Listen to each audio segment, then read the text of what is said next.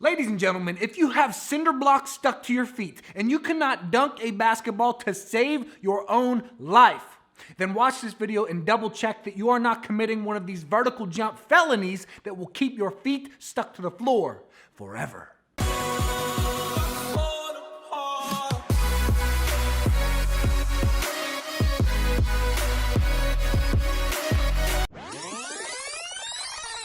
What's up, everybody? Nathanael Morton here with NathanaelMorton.com, helping you build an unstoppable mind and body. And before I get into this video, as always, let me remind you that if you simply wire me all of the money in your bank account, no matter what it is, $10 or $10,000, wire me that money and I will send you my vertical jump training program. Also, as I say in every single video, these have to be getting old. I just say a different version of the same thing every single time. As I say in every single video, I am just joking. Comment JUMP, J-U-M-P, down below in the comment section of this video, and I will send you the program for free. Anyways, let's get started. Here are 5 vertical jump mistakes that if you commit, they will keep your feet in quicksand for the rest of your life. Vertical jump mistake number 1 that will keep your feet stuck on the floor is training too often without giving your body enough rest and recovery. Ladies and gentlemen, recently I got a message on Instagram from a very motivated individual who said,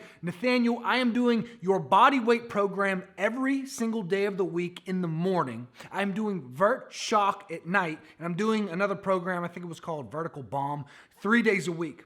But I'm not seeing any increase in my vertical. Why is that? It is because you are doing way too much and not leaving enough time for your body to rest and recover. See, here's what happens whenever you do a workout. When you do a workout, you start up here. You work out and you break your muscles down and you fatigue your central nervous system down to here. In order for your vertical jump to increase, you have to allow it to build back up through rest, sleep, food, recovery, and you have to allow it to build back up bigger and stronger and faster and more explosive than it was in the first place. If during that time where it's trying to go back up and up and up, you do another workout, you just break it down even farther. And then it tries to rest and recover, and then you break it down even farther. So your vertical is going down and down and down, and this is just the pattern that you get yourself into. You have to allow yourself to rest and recover enough to get your body back up higher than it was before, bigger, stronger, faster, more explosive than it was before, but it can't do that if you keep shortcutting the process and doing another workout and doing another workout and doing another workout, forcing yourself to have your vertical jump stuck in quicksand.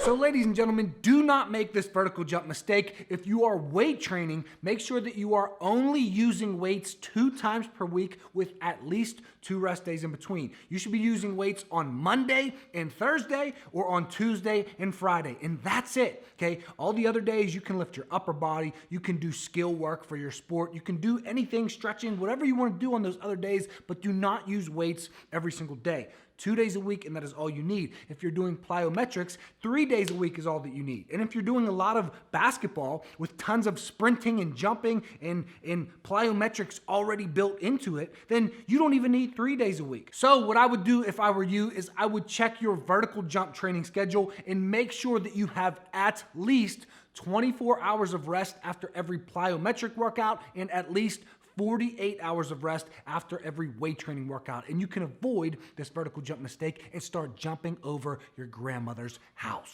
Vertical jump mistake number 2 is not subscribing to my YouTube channel. Wait a minute, that doesn't sound correct. That's wait a second, where'd it go? Vertical jump mistake number 2 is not enough strength training. And spoiler alert, this video is going to be all about your training and the mistakes that you could be getting wrong with your training. In the future, I'll make videos on other mistakes that you could be making all across the board, but today let's focus on training. So not enough strength training. And a lot of people are going to say, well, I don't have access to weights, so I can't do strength training. Now, I'm going to say you can do strength training with just your body weight. A few good exercises for you to do are Bulgarian split squats, body weight squats, isometric exercises like wall sits or feet elevated glute bridge holds or tiptoe squat holds or lunge holds. These are all ways that you can increase your strength at home without the access to weights. And all of those, by the way, are exercises from my free vertical jump training program, the body weight program that if you comment jump down below, I will send it to you for free after you wire me all the money in your bank account.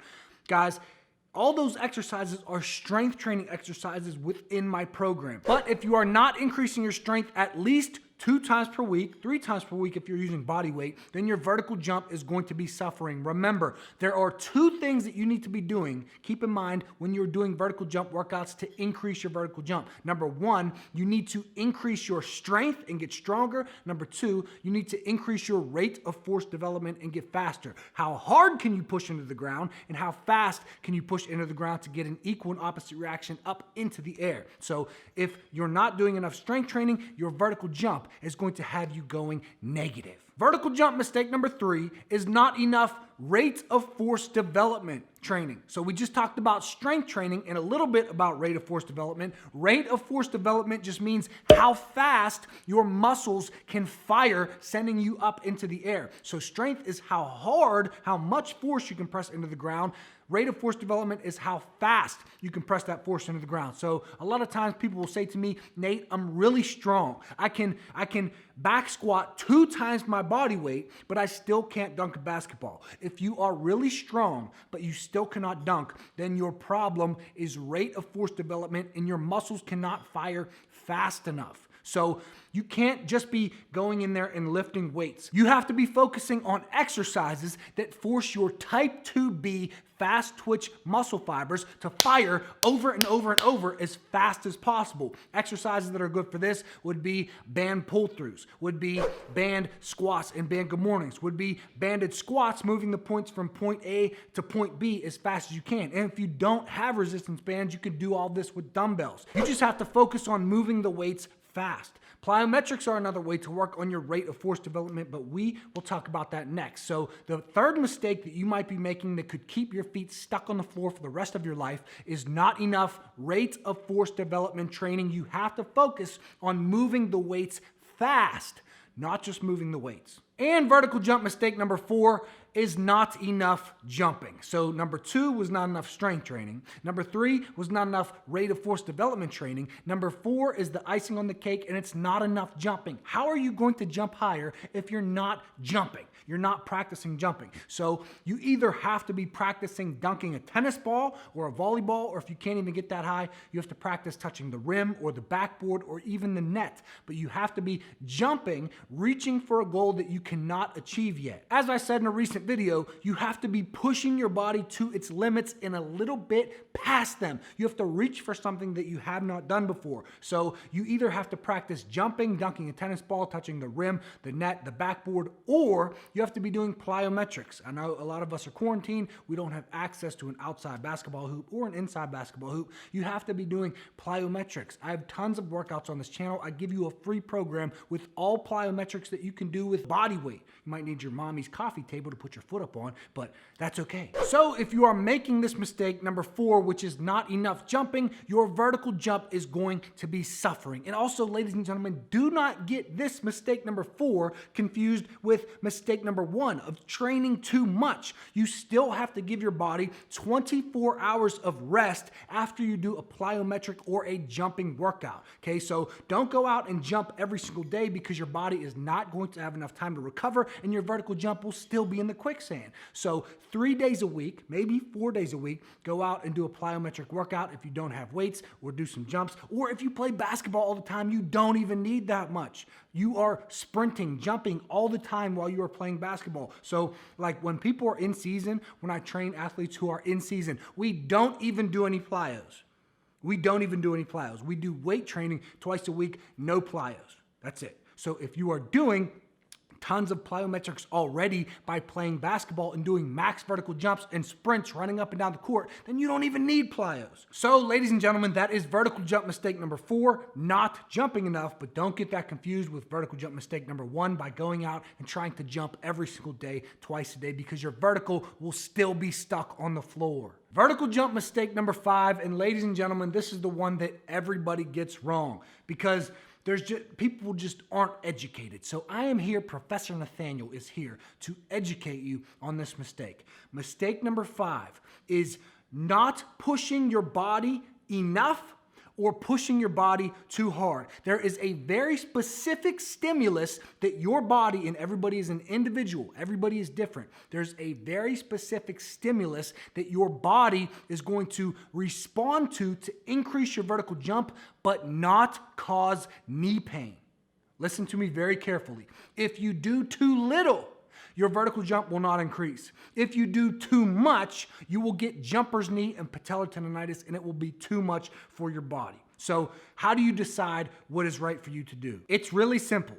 Think about what you did last week and then do just a little bit more so that your body receives new stimulus and gets you new results, but don't do too much or else it will be too much for your tendons and it will give you overload on your tendons. And if you keep doing too much over and over and over, that results in an overuse injury, which is knee pain or jumper's knee or patellar tendonitis. So think about what you did last week, then do only 5 pounds more if you are using weights. That's the rule.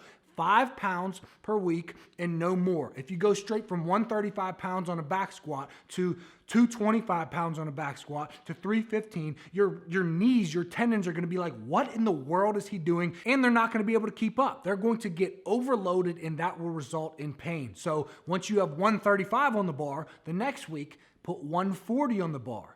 Then 145 on the bar, then 150 on the bar. I know this is boring, but this is the way to train so that you get stimulus and results, but you also train safely. If you're not using weights and you're just doing dunks or plyometric jumps, then you need to track your jumps. I know this is crazy, but you should track how many jumps you do in a certain day and do only that amount of jumps for that week. Now, playing basketball 5-on-5, that's a whole different story. You're not gonna sit there, oh, I think I got 4 rebounds and I did 5 vertical jumps. You're not gonna do that. But when you are specifically training to increase your vertical jump through dunks or rim touches or backboard touches or net touches or plyometric jumps, you need to track how many jumps you are doing, and the next week add only 5 more jumps. So if you do a workout, for example, and you do 20 jumps total, let's say you do 5 tuck jumps, you do 5 squat jumps, you do 5 kneeling jumps to your feet, and then you do 5 vertical jumps as high as you can. That's 20 jumps total. The next week, okay, Monday, Wednesday, Friday, if you're doing plyometrics 3 days a week, do that same exact workout. The next week, then you can add 5 more jumps and do 25 jumps total. And this seems very slow, but eventually in a couple of weeks, in a couple of months, you're going to be at hundreds of jumps, but your tendons are going to know what that is and they are going to be able to do that without giving you knee pain. So guys, this is the biggest mistake that I see because people are just uneducated on what to do, but Professor Morty is here to educate you. Just take what you did previously and do a little bit more so that your body receives new stimulus and gives you new results. But don't do too much so that your tendons are screaming and wondering what you were doing and running for the hills. All right. Ladies and gentlemen, those were 5 vertical jump mistakes that will keep your feet stuck on the floor if you commit them. Don't expect to dunk on your grandma anytime soon because it ain't gonna happen. But if you fix those 5 mistakes and you train properly, you will increase your vertical jump more than you ever thought. Like this video if you like it, comment, jump down below if you want that free program, subscribe to the channel, and ladies and gentlemen, I will see you in the next video. Young visionary and I don't know where I am. I'm